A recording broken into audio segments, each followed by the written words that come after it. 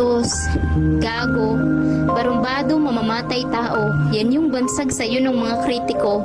Hindi naman kasi ikaw yung uri ng pangulo na aming nakasanayan, sapagkat ang mga kilala naming mga lider ay formal at desente kung humarap sa mga mamayan, subalit sadyang salungat ang iyong katangian. Ikaw lang naman kasi yung natatanging pangulo na bumastos sa mga pari at simbahan, kahit ang Panginoon ay hindi mo pinalagpas at minura mo ng lantaran.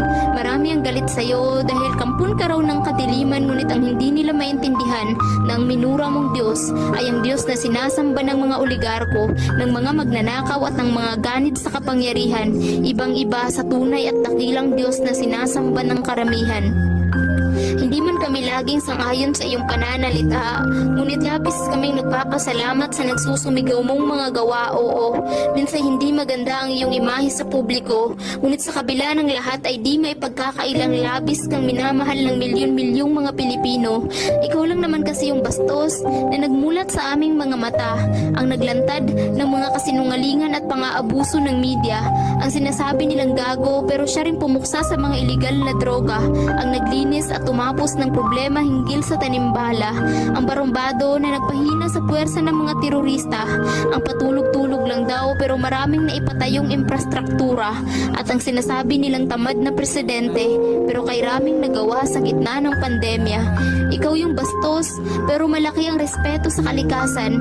Sa pagpapalinis ng Boracay at Manila Bay ay paulit-ulit ka naming pasasalamatan. Ikaw yung sinasabing mamamatay tao, ngunit magandang bukas ng kabataan ang ipinaglalaban.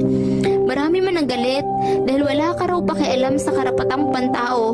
Oo, karapatan ng mga kriminal na napapatay ng mga pulis at sundalo dahil para sa'yo, mas mahalaga ang buhay ng bawat inosenteng Pilipino. Kapag may napapatay ng mga kriminal at terorista sa bakbakan, ang iyong mga kritiko ay nagsisilabasan, gumagawa ng ingay sa social media at nagpoprotesta sa mga daan.